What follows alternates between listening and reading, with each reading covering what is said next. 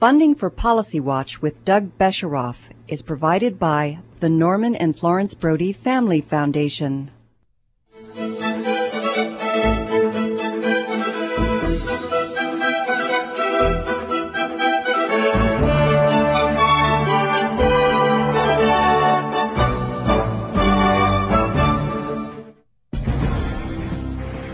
Operation Iraqi Freedom established a modern standard for media access to the military during wartime.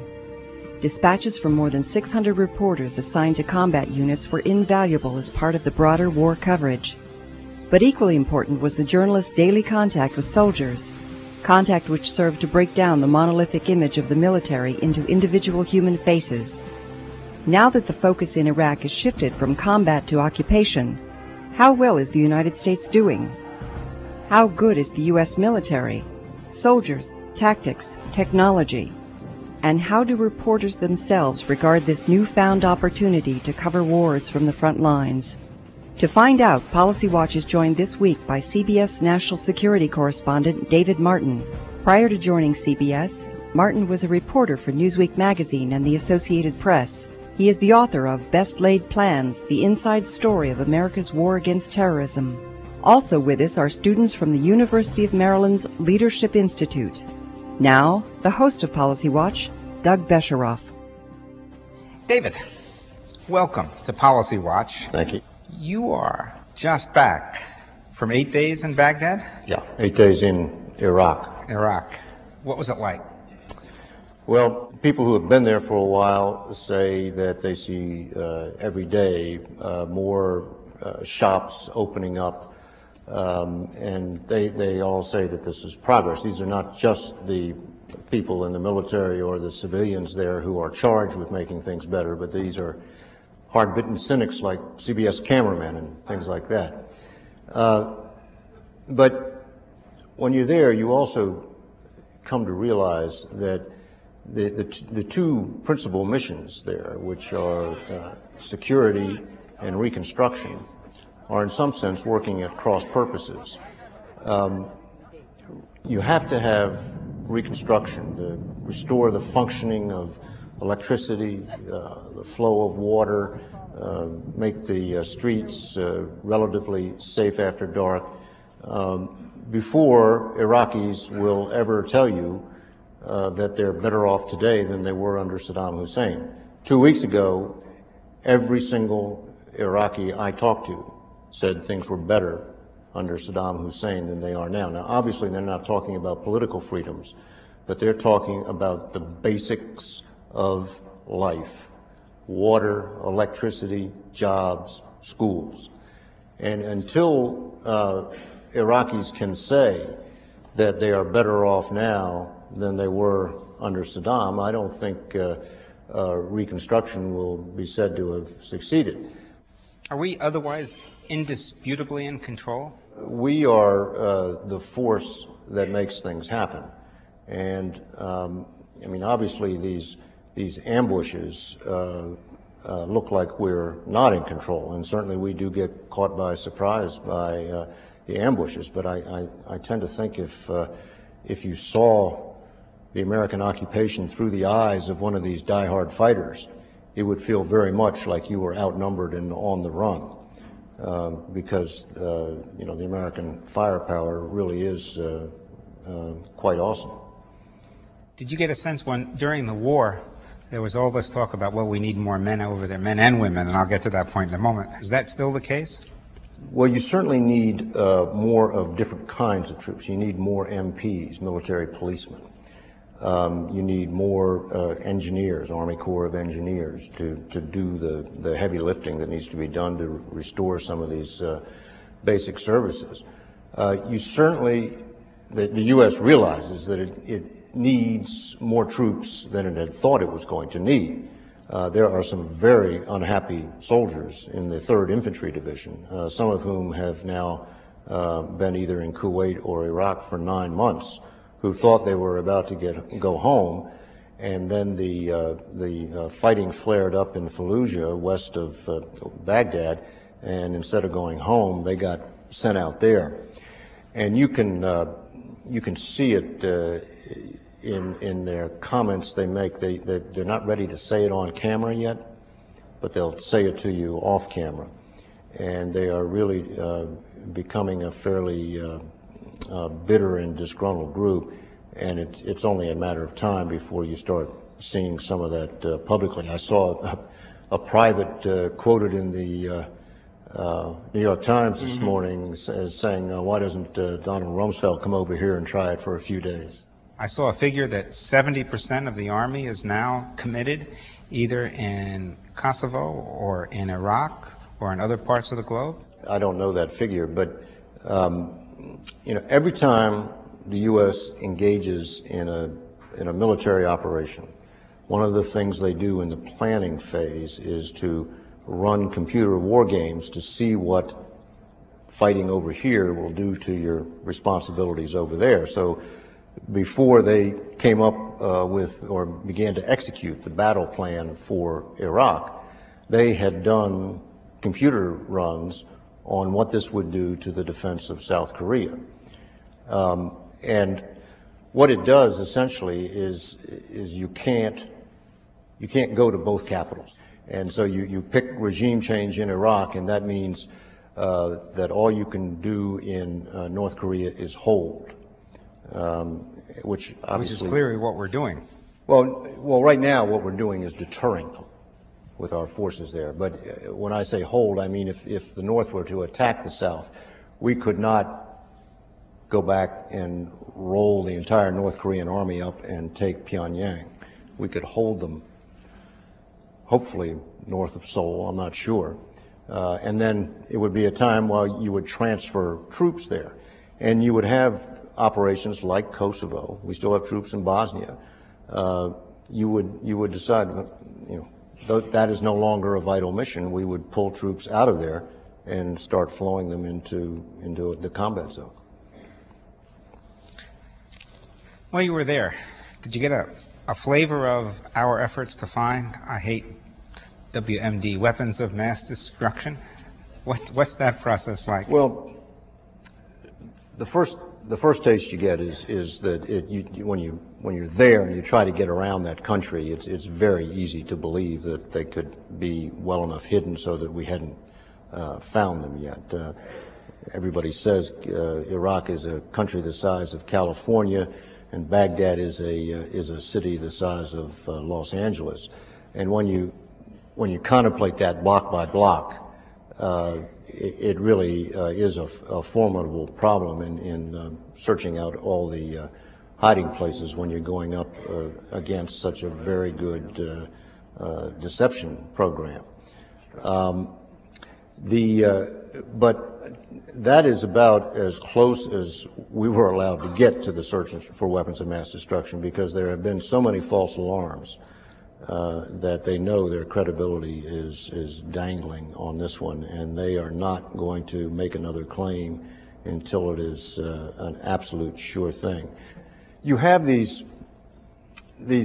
suspicions, and we tend to interpret every Iraqi action in a nefarious way, and they have certainly earned the right to be held in high suspicion because they did lie and deceive. But it is possible, I think, for them to take innocent acts which we still perceive as hiding weapons of mass destruction. I take it this is a continuing story until something happens. And to me, it is the biggest story,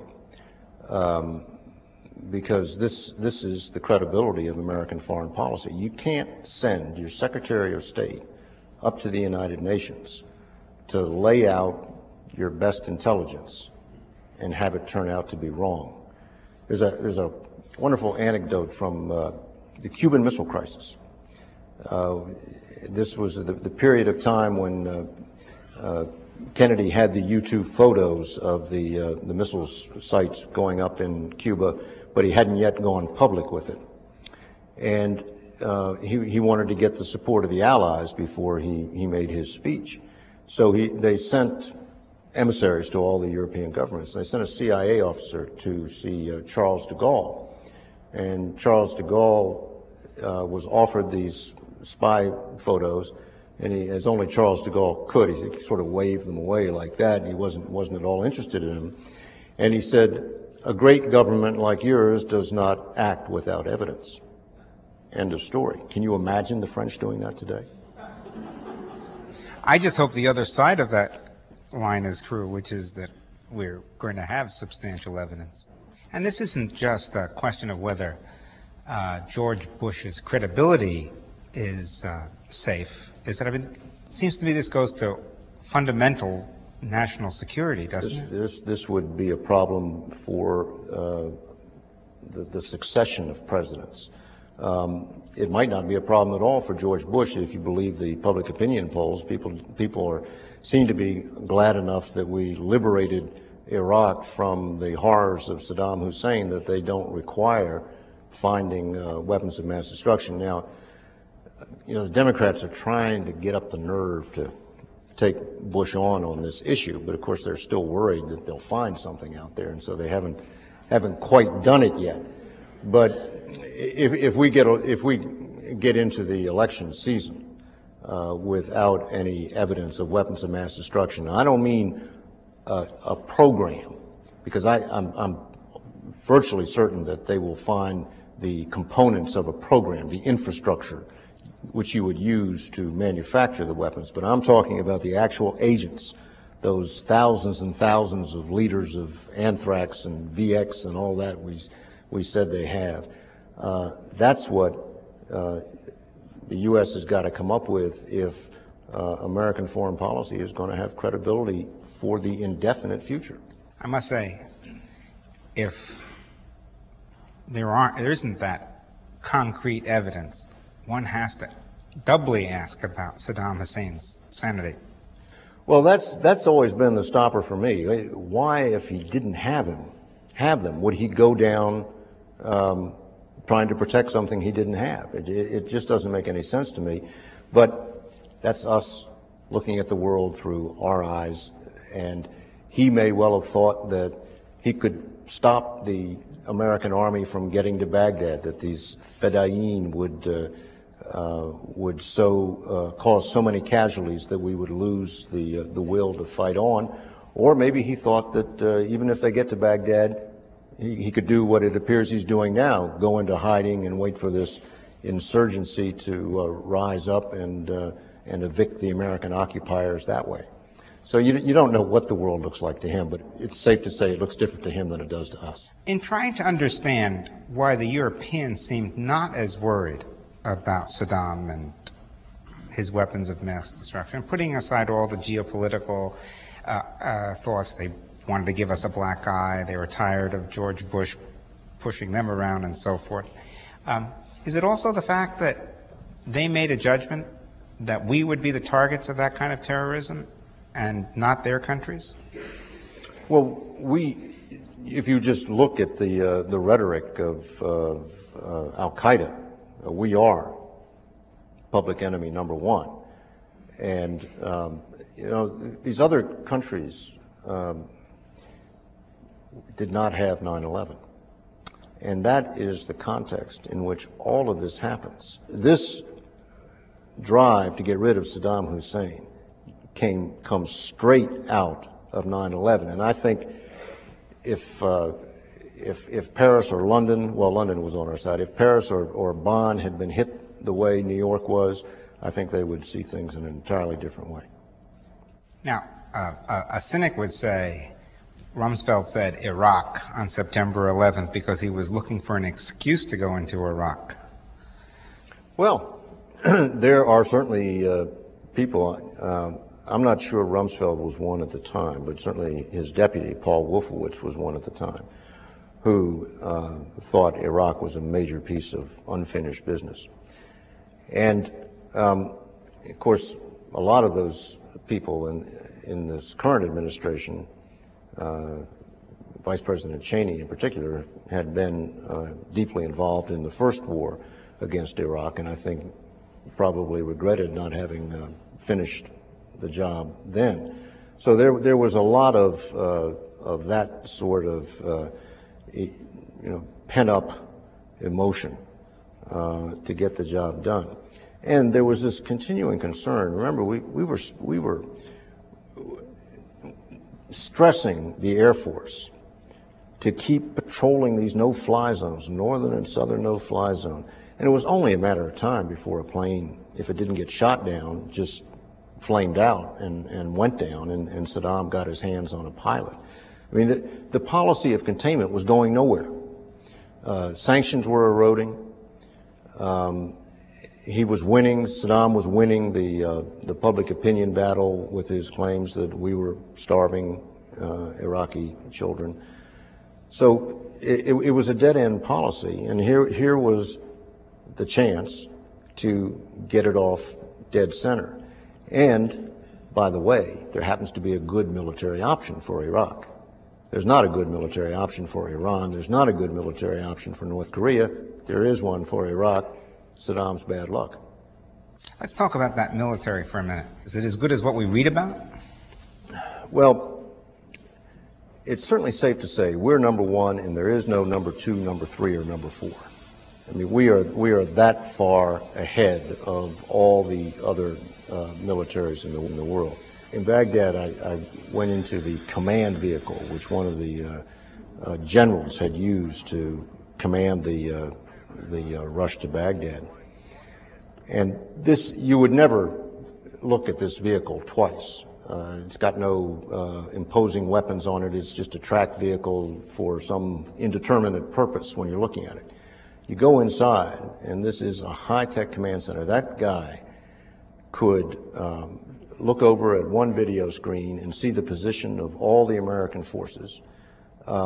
He could talk directly to Tommy Franks if he wanted to. He could talk directly to the President of the United States. If he stopped, he could have a video conference with the President of the United States. And that is the real secret weapon, that the United States has this situational awareness of the battlefield that the other side just doesn't have. The military term for it is getting inside the enemy's decision cycle. You take your next move while he's still reacting to your last move.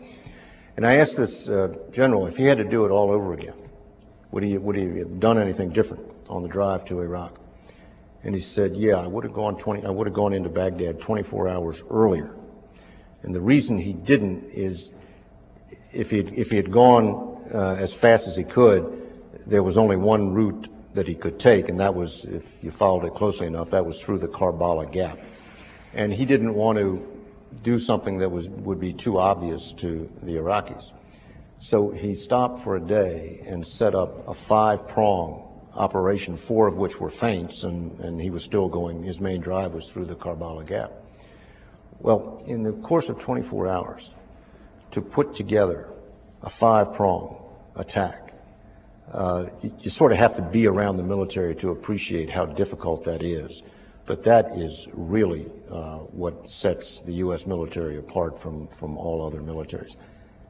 The other side of this, though, is there's a downside to this, which is that no country is going to waste its time and its money trying to catch up to the United States, because you're not going to get there.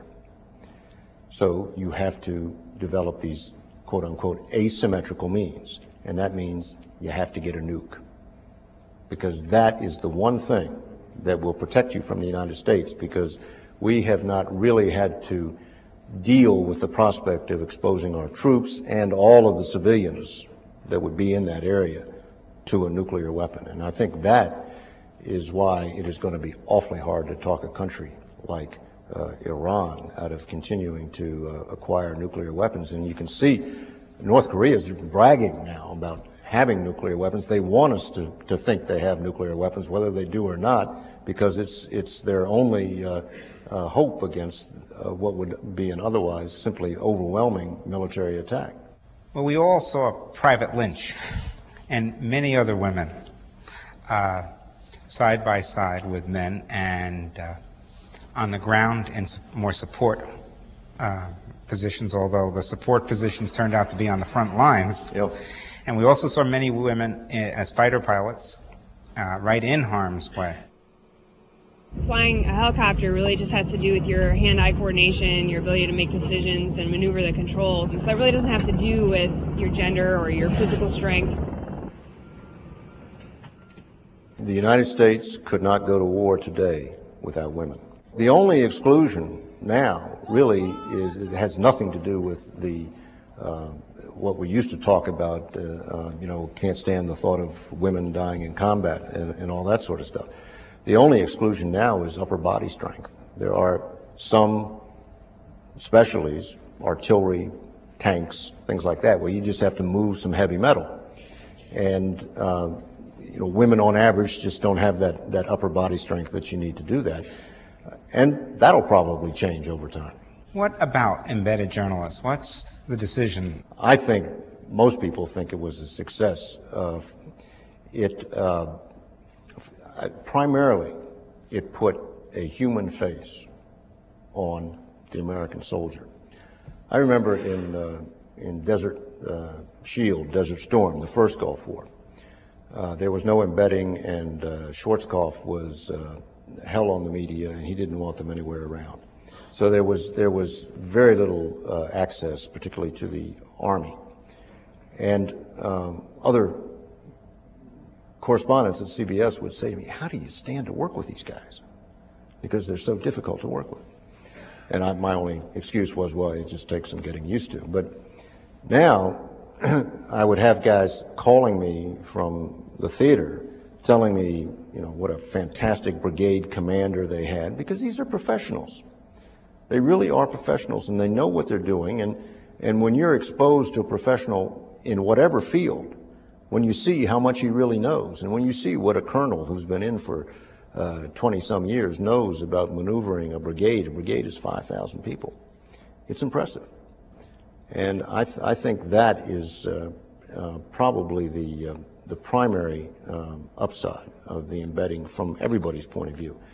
The downside from the government's point of view is the ground truth gets out. And the ground truth is often very different from the truth that is revealed in the Pentagon briefings. I sat down with this general, and it was not for attribution, so I can't use his name, but if you read the accounts of the fighting at all carefully, you would have read his name, because he was a very senior general. And he went down the list of the things that had gone wrong. And I guess he hadn't watched Rumsfeld's briefings, because it was a list that just directly contradicted it. Almost everything Rumsfeld had said about, we weren't surprised by the Fedayeen, we're not running out of supplies, there's no pause. There was a pause, they were running out of food, water, ammunition, and they were totally caught by surprise by those Fedayeen. So then you have the problem of the credibility gap. Who are you going to believe?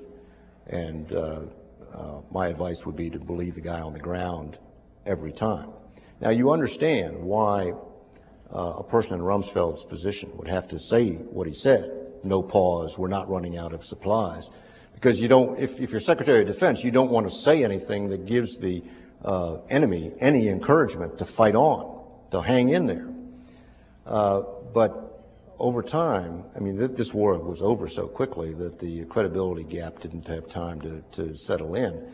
But if you get into a protracted struggle, Vietnam, then obviously I would argue that the killer in Vietnam was just that, the credibility gap. It was the surprise Americans felt in the Tet Offensive, when we had been told prior to then that everything was going in the right direction. We could see the light at the end of the tunnel, and then bang. And it's that credibility gap which can, I think, just be fatal to any policy. So that's the government's downside. They got to make sure that gap doesn't open up. Well, there's an eerie echo in our conversation between winning the hearts and minds of the people in Vietnam and credibility gap now. Here's the difference. We didn't have a winning strategy in Vietnam. We allowed the enemy to have sanctuaries. We allowed the Viet Cong to operate out of Cambodia. We allowed the North Vietnamese to just keep sending troops down the Ho Chi Minh Trail, and it really wasn't until the final Christmas bombing of, what was that, 1973, that we finally attacked downtown Hanoi. So you can't win a war if you're going to give the other side sanctuary. That's what the problem that we had against Osama bin Laden in Afghanistan. He had a sanctuary. We were always going to be playing defense. Sooner or later, as long as he had that sanctuary, he was going to score a big one. We took away the sanctuary of Afghanistan. We have not defeated Al-Qaeda yet, but you got to say that they are a weaker organization than they were on September 10th, 2001. There are no sanctuaries in Iraq. If we can find those guys, we'll go get them wherever they are. There is at least on paper a strategy that will deny the enemy, in this case the diehard regime supporters, the sanctuary that they need to develop a coherent strategy to get us out of that country. Well, let's hope we've learned that lesson. David Martin, thank you very much.